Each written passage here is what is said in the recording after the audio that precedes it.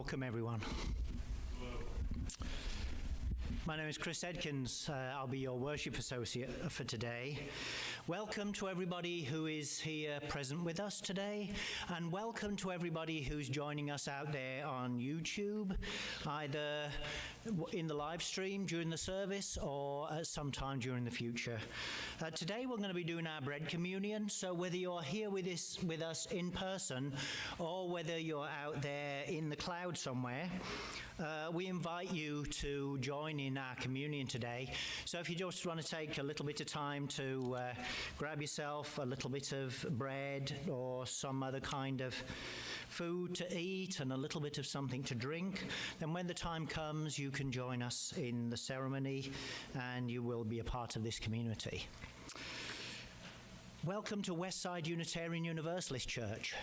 We are a church where who you are and the values you embody in your everyday life are more important than the specifics of what you believe. We welcome people of all kinds, regardless of political belief, religious belief, philosophical bent, sexual orientation, or gender identity.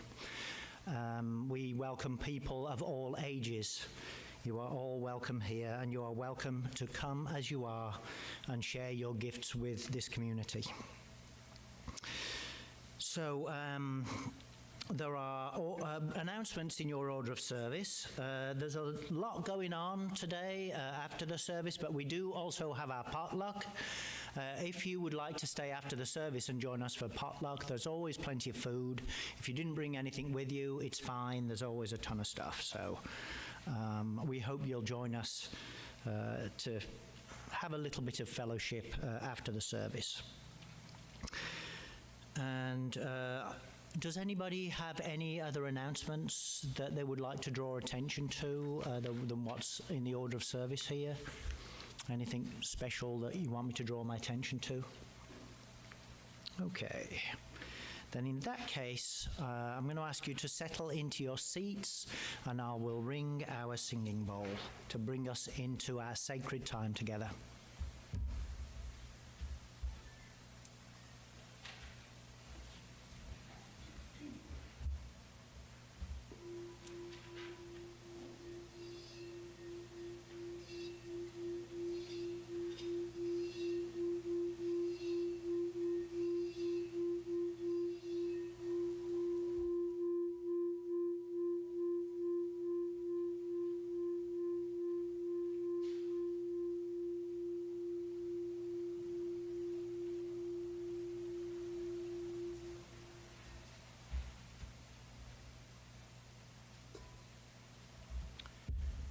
I'll give you a chance just to sit in peace for a moment, since there's something I have to just grab before we carry on.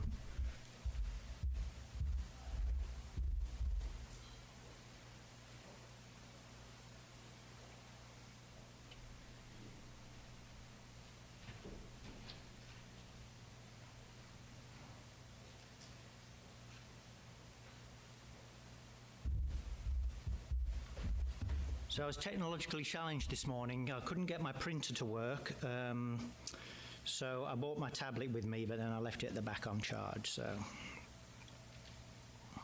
okay.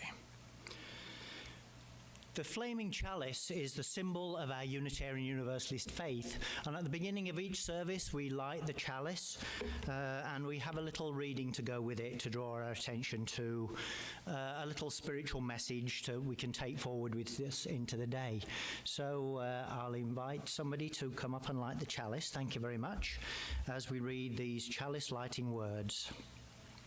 This is the Abundance Chalice Lighting by Dawn Cooley. We light our chalice this morning, grateful for the love that we experience in this beloved community. May the flame light the way for all who seek such abundance. And I'm also going to light our 2 community candles here. We light these 2 candles at the back here. One is for all the suffering that's going on in the world, the wars and the deaths that are happening, and the other for all the positive things, those little things that often go unnoticed, the kindness that is given from one person to another during the day, the self-sacrifice, and all those other wonderful things that sometimes it's easy to forget about when we're looking at all that bad news in the world.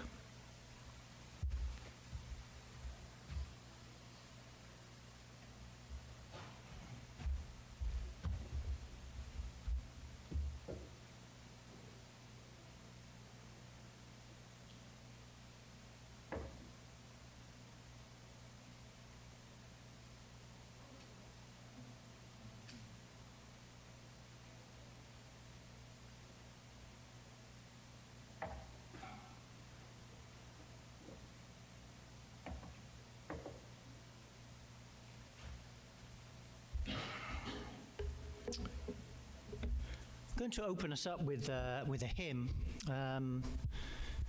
that you don't need a hymnal or anything. I'm going to it's just call and response, so you can just follow along with me. You don't have to open the book or read it. It's very, very simple. What I will do is I will sing a line and then you're just going to repeat it back to me.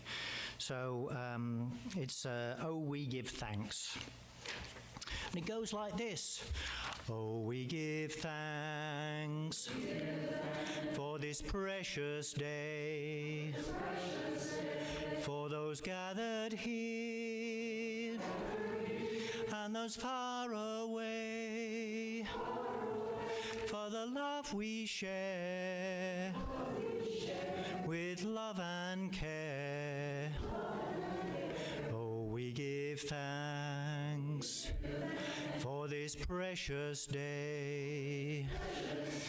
Oh, we give thanks for this precious day, for those gathered here and those far away, for the food we share with love and care. Oh, we give thanks for this precious day. Thank you. That was lovely.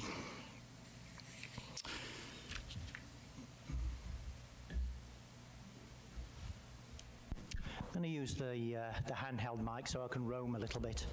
You know, when I was thinking a few weeks ago that I had to do the Thanksgiving service, a gratitude service, and like just a few weeks after the election, you know, I know people maybe not feeling that much right now, you know. And I really don't like telling people what to do, you know. I don't like telling people you should be feeling grateful or anything like that. So,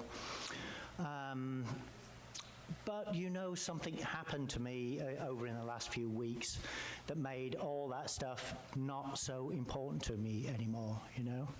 I was involved in a car accident. My wife was pronounced dead at the scene of the accident. And when I woke up in the hospital or regained consciousness, there was, the police chaplain was there to tell me that, you know, my wife had passed away. And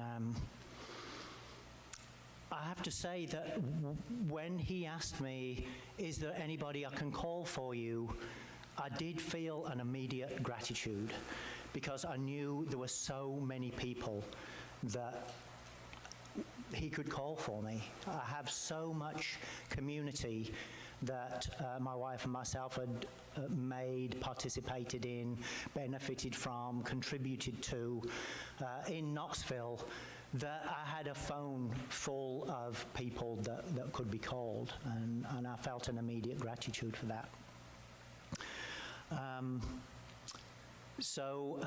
Yes, so they called some people for me, and I immediately started getting text messages from people saying, we'll come and pick you up from the hospital. I'm in Charlotte, you know, do you want me to come and pick you up from the hospital? which was absolutely incredible. You know, just within such a short amount of time, people were reaching out to me and, you know, showering me with love and giving me offers of help and support. And I don't think anything can replace that one special relationship that you had, the somebody in your life that is always there for you and that you've gone through 26 years of marriage with, and, you know, years before that. There's a lot that's encapsulated in that one relationship. You know, there's all the difficulties that you've gone through and getting to know each other, and your little quirks and foibles and all that kind of stuff, till you get to the point where you can accept each other for what you are, you know, and be comfortable with somebody just sitting in silence and not necessarily having to say anything, you know. I don't think there's anything that can replace that.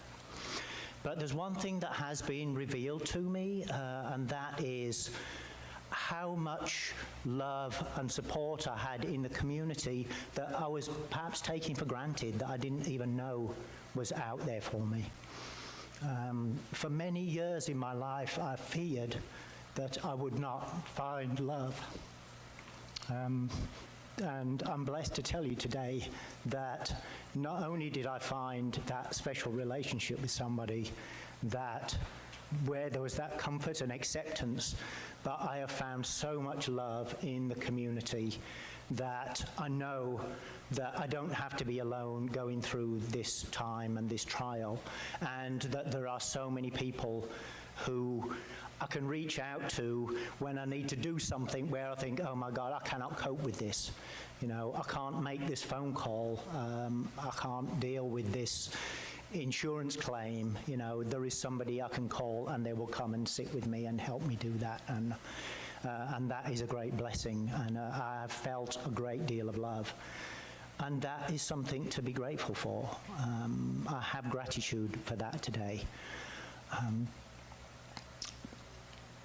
Sometimes we like to think that gratitude is like the feeling that we get, you know, when things go well in our lives. You know, maybe we planned to get the new car, or we hope to get the new job, or, you know, the new relationship that we were hoping for, and that when we get that, you know, that we'll have gratitude for that. But I don't know if you've noticed this, but usually when you get something that you plan for, gratitude is not usually what you feel. There is a nice feeling, you know, when you get something that you've been hoping for, you know, maybe an excitement or a satisfaction, but maybe within like just a few minutes or a few hours or a few days, it's like, oh, yeah, I've done that now, you know. And whatever the feeling that you were hoping to get when you got that thing, you know, that thing that you were hoping for in your life, it's like, no, I've done that now, you know. Now you have to move on to something else that's in the future that you're hoping to achieve, that you want to gain, you know, that you hope will give you that feeling of satisfaction that you've got, you know. So quite often we don't get that feeling of gratitude from the things that we hope that we're going to get them from, those achievements in the world, our relationships with other people. So where do we find that gratitude? I've come to realize that gratitude is actually a spiritual practice, that we have to intentionally make an effort each day to find those things that are already in our lives, that are there, that are giving us that satisfaction and happiness. That it's not something in the future that we hope to achieve sometime in the future. It's something that we already have, that we've been overlooking, that we can be grateful for that day. And the practice of gratitude has helped me. You know, it was there for me when everything went away that I didn't expect. I was able to find gratitude in that difficult time because I'd gone through that practice of, on a regular basis, on a daily basis, of trying to find those things that I was grateful for. I've been intentional about those things to be grateful for. So I can absolutely commend to you the daily practice of gratitude as something, where you look at what you've already got that you may have taken for granted that is overlooked, and you write down those things and say, I can be grateful for that thing that, I had taken for granted, but now I see that it's a wonderful thing in my life. So, this is Thanksgiving. I'm going to give you just a few minutes just on your own, just in your head, just to maybe think about some of those things that you may be grateful for in your life that you may have overlooked. The things that you already have, that's not something in the future that you hope for or you may achieve in the future, but something you have right now that you can be grateful for.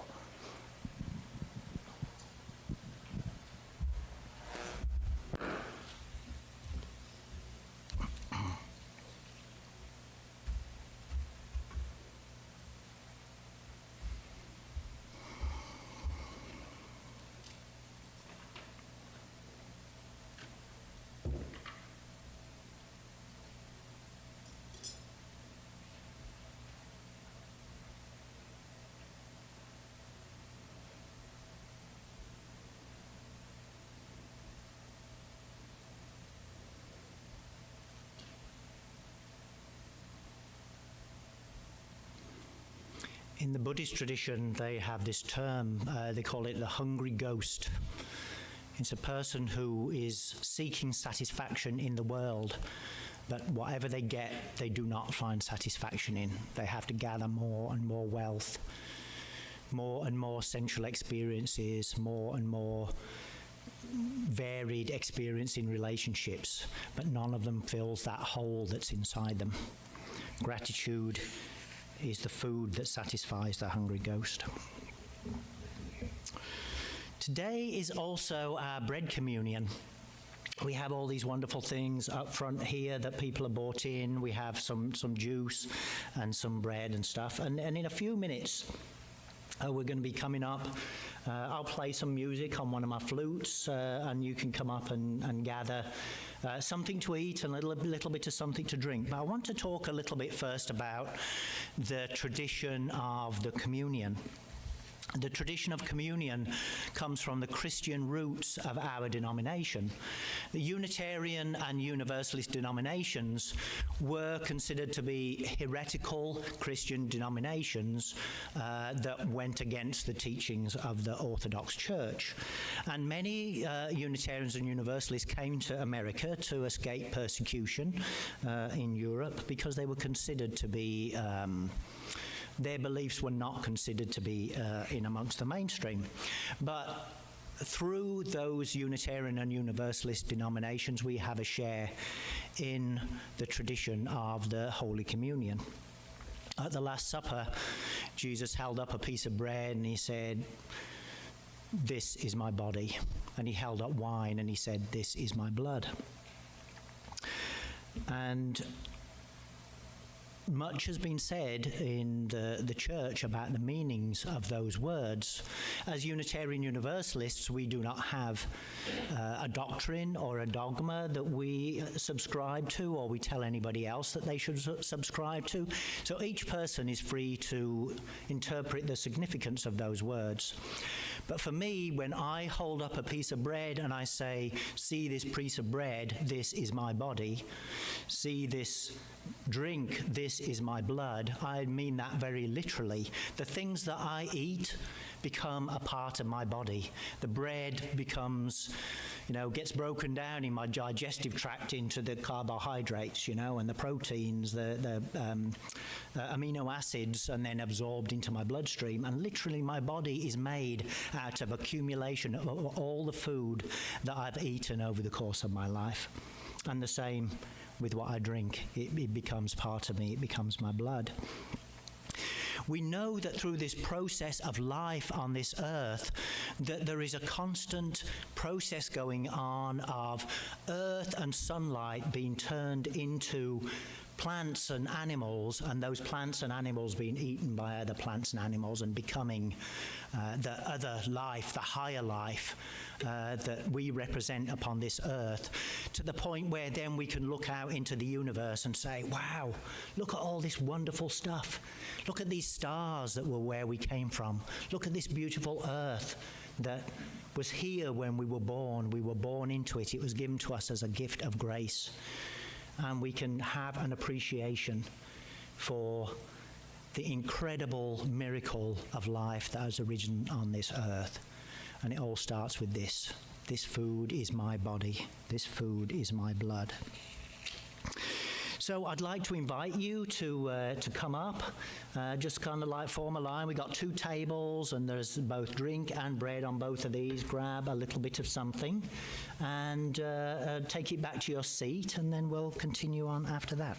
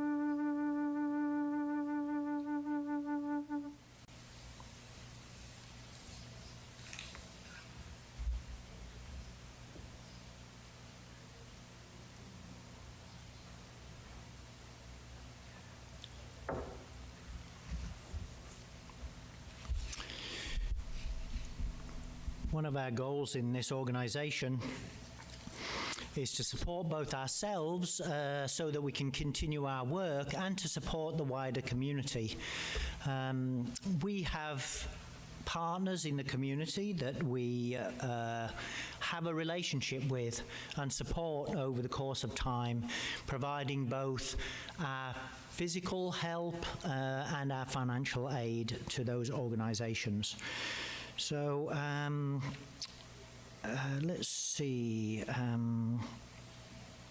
want to say, I'm going to find out who were particularly showing up today. Our Justice and Generosity partner is Awesome Found this quarter. They're an organisation that one of our own members, Morgan Ringlespar, has a very close relationship with and has found great comfort in. They're an online community that say they want to eliminate the suck in the world, and they do everything that they can to help people whose situation sucks and help make it a little bit better. So if you want to make a donation to the church, we got some boxes at the back of the room. We don't pass a plate or anything anymore. There's a couple of boxes at the back of the room. They have barcodes on them. The QR codes. You can scan them with your phone and contribute either to the church as an organisation or to our partners through those, or by putting money or a cheque in the box. You can also contribute online. If you're at home watching this on YouTube, there'll be a QR code that will take you to our donate page. So that's our justice and generosity for today. I'm going to close out today with the UU Children's Blessing. And this is something I learned when I was at the UUA General Assembly one year. I took a workshop, and they have the UU Children's Hymnal that we don't generally use in our services, but I have a copy at home, and I love this particular little blessing. Now, it's one of our traditions. They make a joke in Unitarian Universalism, is that why is it that Unitarian Universalists sing the hymns so slowly? And the answer is that they're reading ahead to see if there's anything in the lyrics they don't agree with, so make sure they don't sing those things. So, if you see anything in the lyrics that you don't agree with, that you don't want to sing, you don't have to. But I'm going to lead you in this UU Children's Benediction, and you can respond by responding back to me if you wish. And this is how it goes. It goes, well, well, well, well. Oh, no, that's not enthusiastic enough. There's nothing in these lyrics that you can object to, so you can do this full-throatedly, right?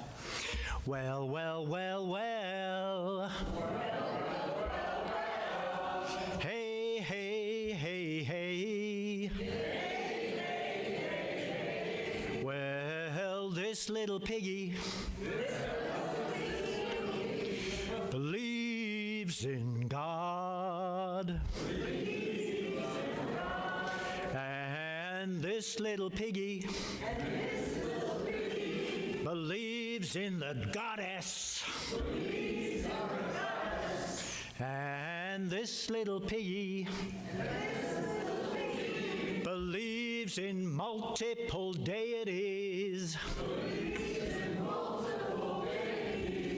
And this little piggy believes in none.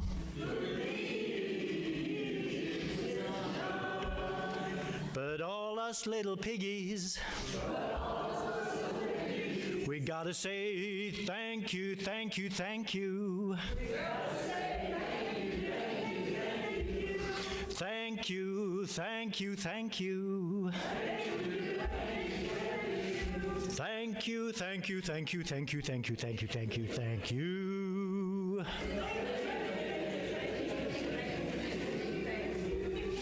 Blessed be. Amen. Salam. Shalom. Shalom. Have a nice day. All the way home.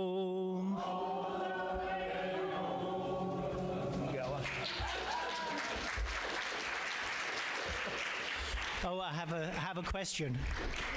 There was joys and concerns in that. Oh, yes. Good job, good job. We are going to do joys and concerns. But I'll tell you what we're going to do. We're going to drop the live stream before we do our joys and concerns today, if that's okay, Tremaine. And then we'll do our joys and concerns. So it'll just be private here, not be broadcast out to YouTube. Yeah, we are going to do that. It's our tradition here at Westside that every so often we do a service where we include our joys and concerns. And we'll use the microphone, and if you have a joy or concern,